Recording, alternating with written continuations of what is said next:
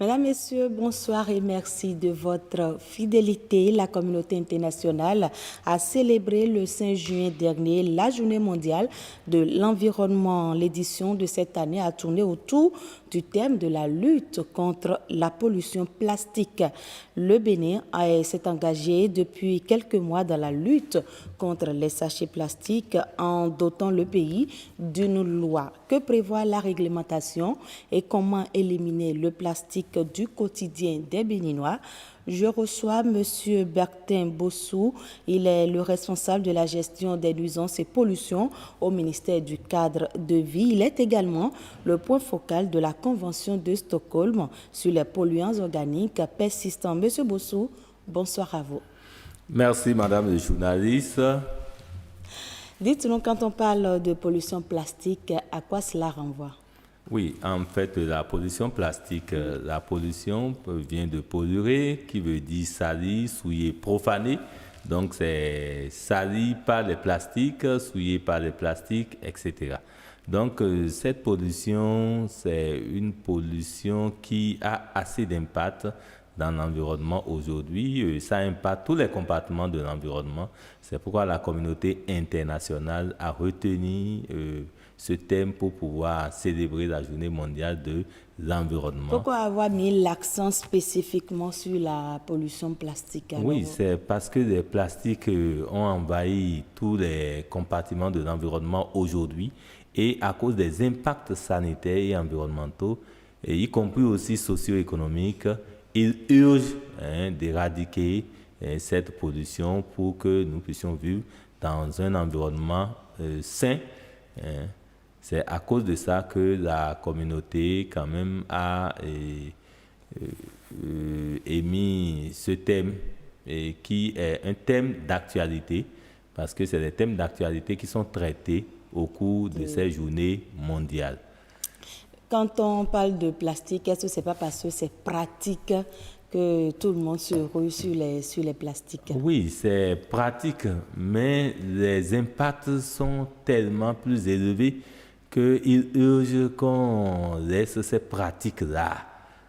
Je suis d'accord qu'avec les sachets, on va vite, on fait les pratiques que nous utilisons sont rapides, mais en réalité, après l'utilisation, qu'est-ce qu'on en fait? Quel est le devenir de ces plastiques? On ne s'en préoccupe plus. À quel degré alors les sachets plastiques constituent une menace pour l'environnement?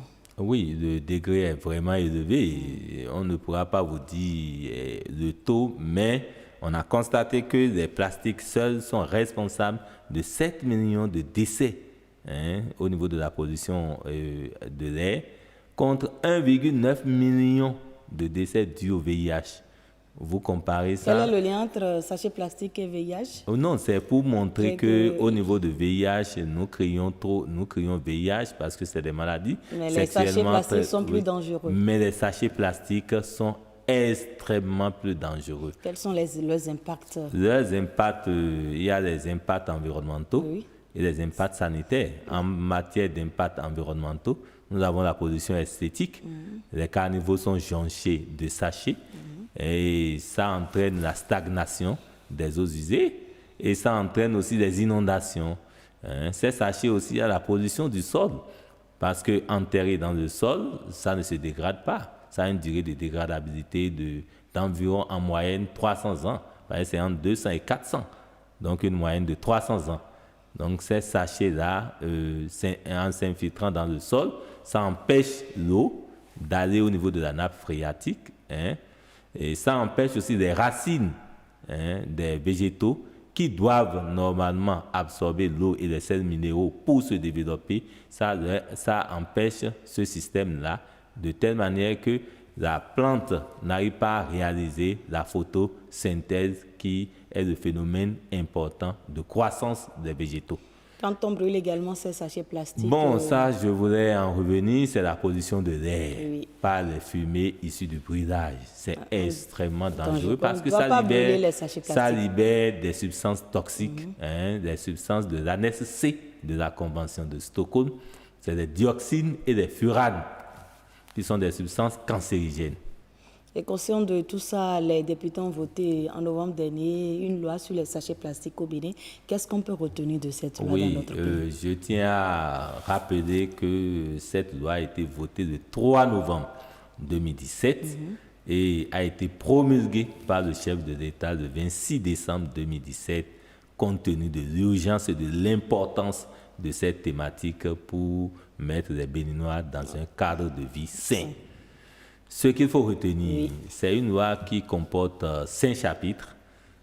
Nous avons le premier chapitre, en réalité, c'est des dispositions générales. C'est des dispositions générales qui comportent des clarifications conceptuelles, des champs d'application. Nous avons les interdictions. Nous avons le contrôle au niveau du chapitre 3. Et nous avons les dispositions pénales en grand 4 et au niveau de grand 5, nous avons les dispositions transitoires et finales. Mais ce qu'il faut retenir, c'est les dispositions pénales. Oui. C'est là où il y a les sanctions. Et nous ne voulons pas qu'on en arrive à cet état de choses. À quelle sanction un exemple de sanction, nous prenons au niveau de la loi, au niveau de l'article 16 par exemple, c'est mis toute personne physique ou morale non autorisée qui utilise un sachet non biodégradable est punie d'une amende allant de 5 000 francs à 500 000 francs et d'une peine d'emprisonnement de 3 mois à 6 mois. Ça, par exemple, c'est très important.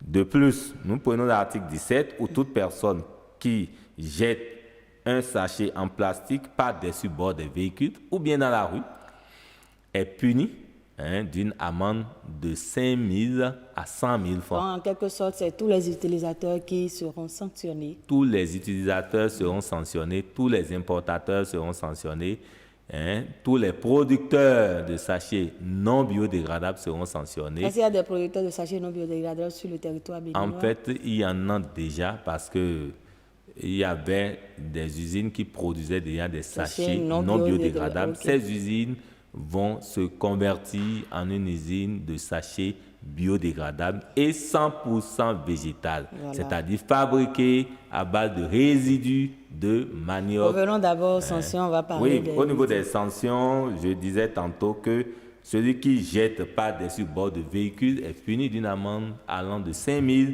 à 100 000 francs.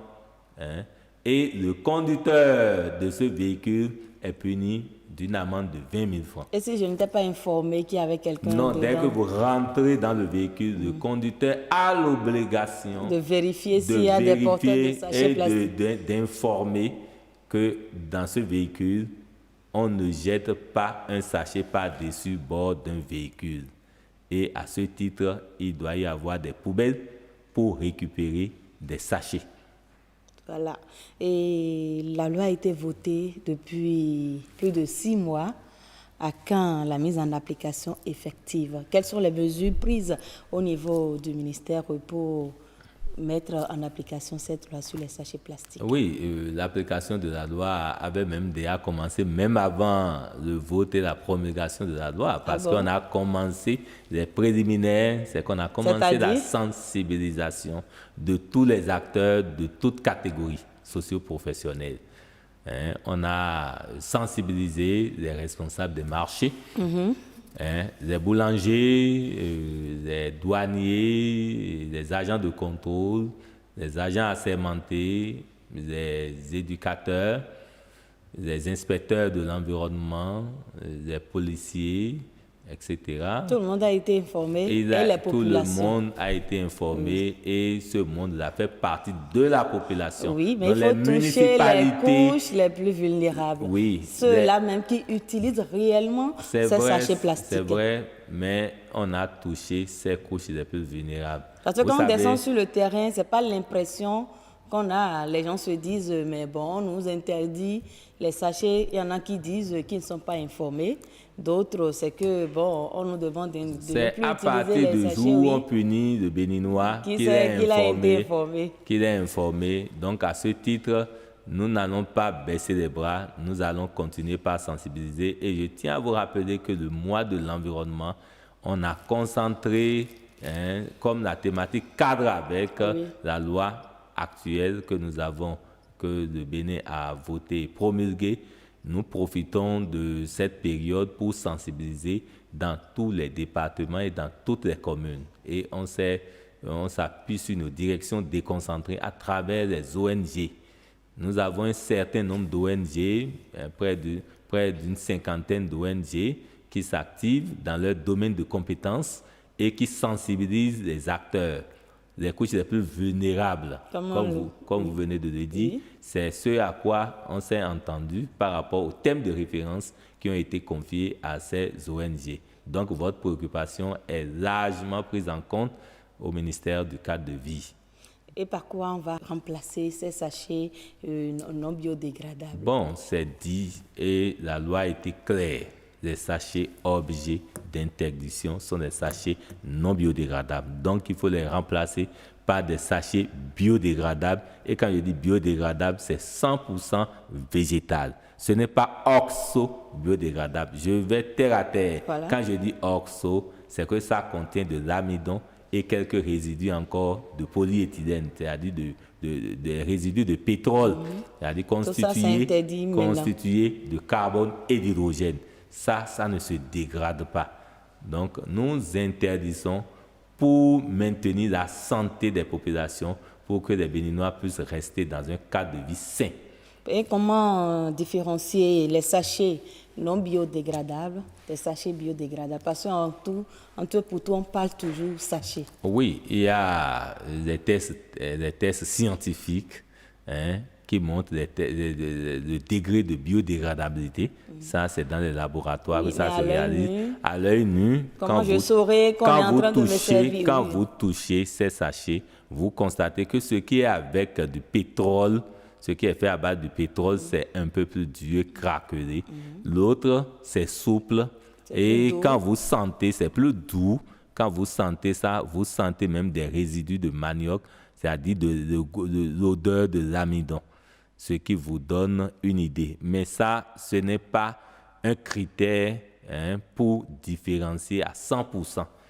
Il y a des détecteurs de sachets, mais le Béninois, au fin fond, n'aura pas ce détecteur-là. Voilà. Mais ce qu'il faut faire, c'est qu'au niveau de nos frontières, avant l'arrivée des sachets, le ministère du cadre de vie, à travers la Direction générale de l'environnement, avec les agents de contrôle, vont vérifier l'entrée de ces sachets. Là, on est sûr que ce qui se vend sur le territoire, c'est du sachet purement biodégradable, 100% végétal. Autre solution, ce sont les alternatives. Oui. Et aujourd'hui, on en propose tellement sur le marché que même les populations se perdent. Non, pour le moment, aucune population ne se perd pas par rapport à ça. Vous êtes descendu sur le terrain pour Oui, on est descendu. Moi, par exemple, je suis passé dans plusieurs départements, dans les 12 départements. On est allé dans les 12 départements et on est en train de faire la promotion des groupements d'intérêt économique, ceux qui fabriquent des alternatives à ces sachets. Quand on parle d'alternatives, c'est quoi exactement? Non, en fait, c'est le remplacement. C'est-à-dire à quoi on va remplacer les sachets non biodégradables.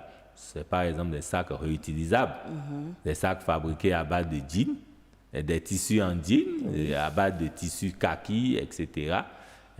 Et il y a aussi des feuilles que nous mettons l'acassa ou bien l'aliment. Les feuilles de teck, dans les feuilles ou de banane. De bananier, etc. Ce que nous avons l'habitude de faire avant.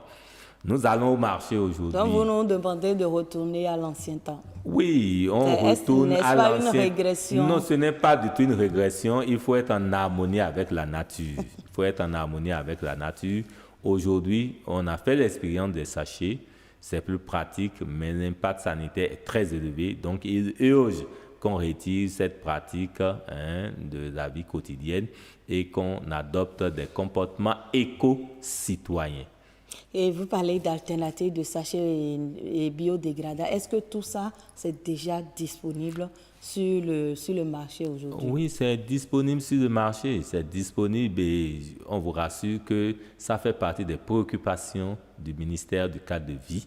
Avant le vote de la loi, on a déjà fait une estimation de ces alternatives et on a parcouru pratiquement tout le département pour encourager les groupements d'intérêt économique qui fabriquent des alternatives aux sachets plastiques, et le ministère les a appuyés en renforcement de capacité. On les a formés, ils ont reçu des équipements.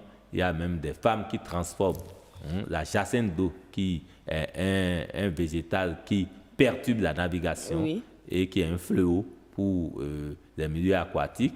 Certaines femmes transforment ça en vanneries qui seront utilisées comme alternative aux sachets plastiques.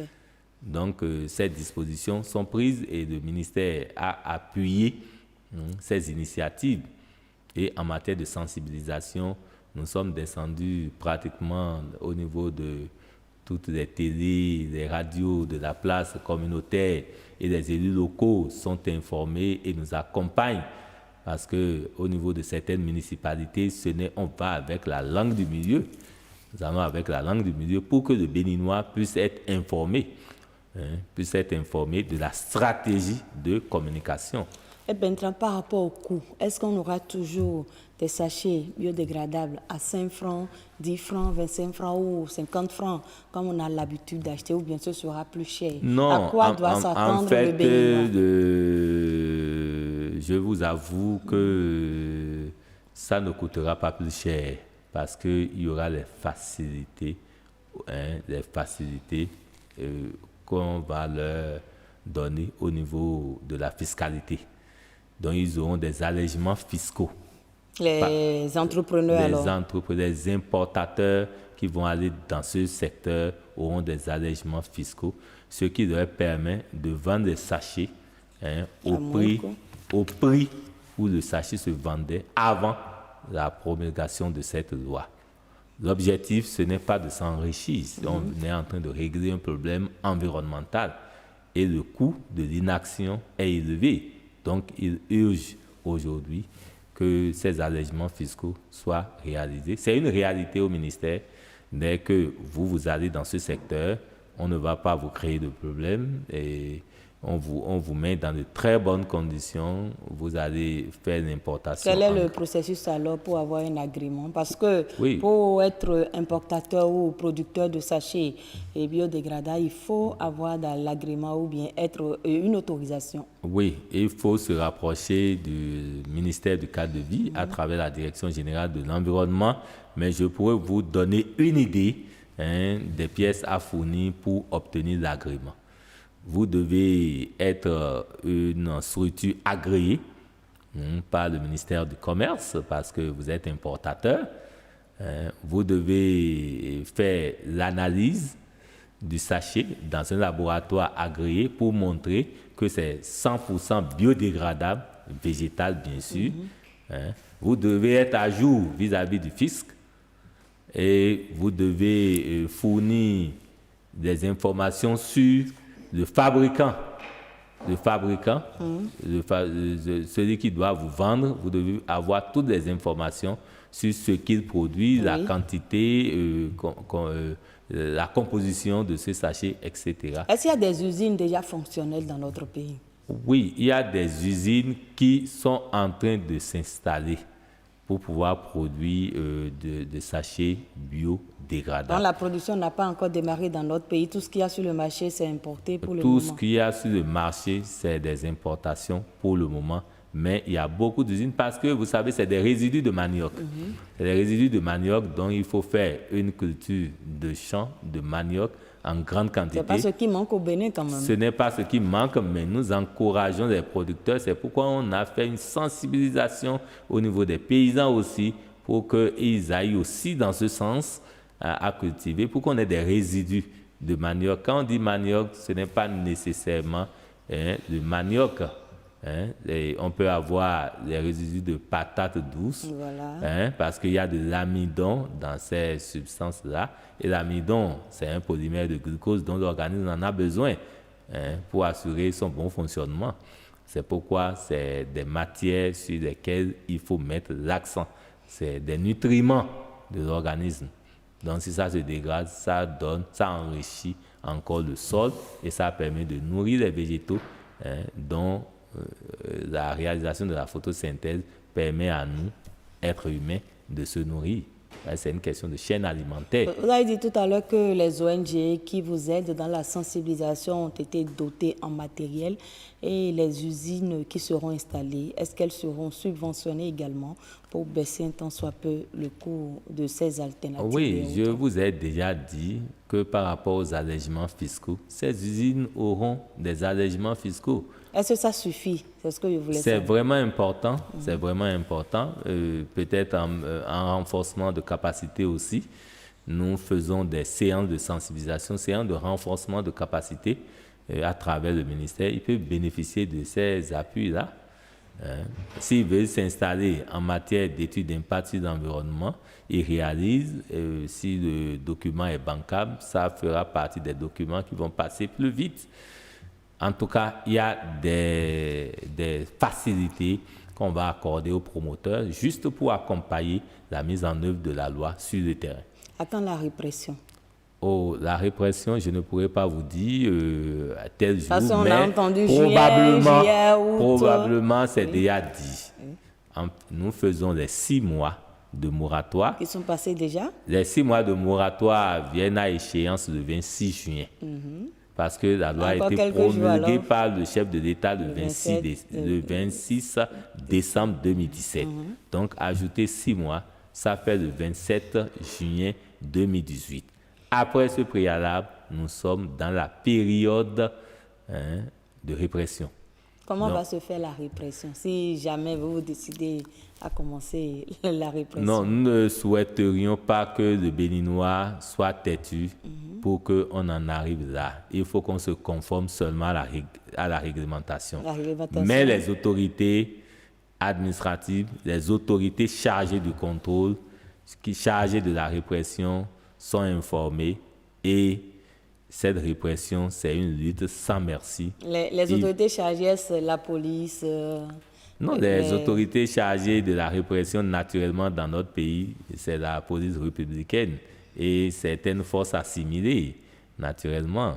Donc, ces structures-là sont là pour aider à la mise en application effective de cette loi sur le terrain. Jusqu'au démarrage de la répression, si par exemple moi, vendeuse de sachets plastiques, je n'arrive pas à écouler tout mon stock, qu'est-ce que ces sachets-là deviendront? Oui, le ministère a quand même trouvé une alternative. C'est des matières premières pour certaines usines sur place. Les sachets plastiques non biodégradables comme des matières premières. À ce titre, ceux-là peuvent donner... Pour quoi faire? Oui, ça, c'est pour le recyclage. Pour le recyclage, certaines usines transforment ça en bâche.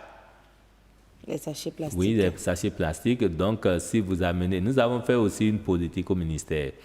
Et c'est avec les municipalités, les responsables des municipalités, en collaboration avec les directeurs départementaux. Si vous envoyez 100 sachets non biodégradables, vous recevez un sac réutilisable. Donc, c'est des facilités pour permettre à ceux qui ont de ces sachets d'avoir des sacs réutilisables. Et nous, on va récupérer ces sachets qui seront des matières premières pour alimenter certaines usines. Oui, mais en matière de rentabilité, est-ce qu'en tant que vendeuse, je ne paie pas? Non, parce que j'ai plus de l'argent pour acheter. Parce que pendant la période de moratoire, aucun sachet ne doit plus, non biodégradable bien sûr, rentrer dans le pays. Donc le stock, dans un intervalle de 6 mois, on a le temps d'écouler le stock. Parce qu'il y a certaines personnes qui disent « je veux garder mon stock jusqu'à ce que la répression arrive et je veux voir ce que ça va devenir ». Là, je pense que ceux-là, ils ont tiré à terre. Il vaut mieux qu'ils remettent le stock et pour que ça soit dans un système de valorisation. Donc, c'est le moment d'éliminer rapidement ce qu'on a. Il faut éliminer tout le stock. Ce n'est pas la fin de la période moratoire qu'il faut penser à éliminer. On doit commencer par éliminer depuis qu'on a même voté et qu'on a promulgué la loi. C'est parce que nous sommes dans un pays où l'incivisme règne encore. Mais avec cette loi, les populations ont encore 20 jours. Ils ont encore 20 jours. Une vingtaine de jours. Une vingtaine de jours jusqu'à la fin de ce mois. Mais il faut prendre les bonnes habitudes avoir les comportements éco-citoyens, c'est-à-dire ne pas manger dans des sachets, hein, ne plus utiliser des sachets non biodégradables. Ne pas les jeter dans la nature. Ne pas les jeter dans la nature, ne pas les jeter dans la rue, dans les carnivaux. Donc ça, c'est des comportements éco-citoyens qu'on doit avoir aujourd'hui. Et selon vous, peut-on espérer une élimination définitive des sachets plastiques non biodégradables? Oui. Dernière question avant de... Oui, on peut espérer l'élimination parce qu'il y a dans des pays de la sous-région, il y a eu l'élimination. Mais je vous rassure qu'avant le vote de cette loi, on a pris la peine de voir les forces et les faiblesses dans les pays qui nous entourent et qui ont déjà promulgué une loi interdisant l'utilisation des sachets non biodégradables. Donc les expériences ont été capitalisées. Ce qui a marché, ce qui n'a pas marché, on a tenu compte de ça avant de se lancer dans cette aventure. Merci beaucoup à vous, Monsieur Bertin Bossou, d'être venu sur ce plateau. Merci, Madame le journaliste. Mesdames, Messieurs, vous l'avez compris, les statistiques sur la pollution plastique sont alarmantes. Il est important d'effectuer des changements afin de réduire le lourd fardeau de la pollution plastique sur l'environnement et la santé humaine. Merci à vous de nous avoir suivis. Passez de bons moments sur BB24.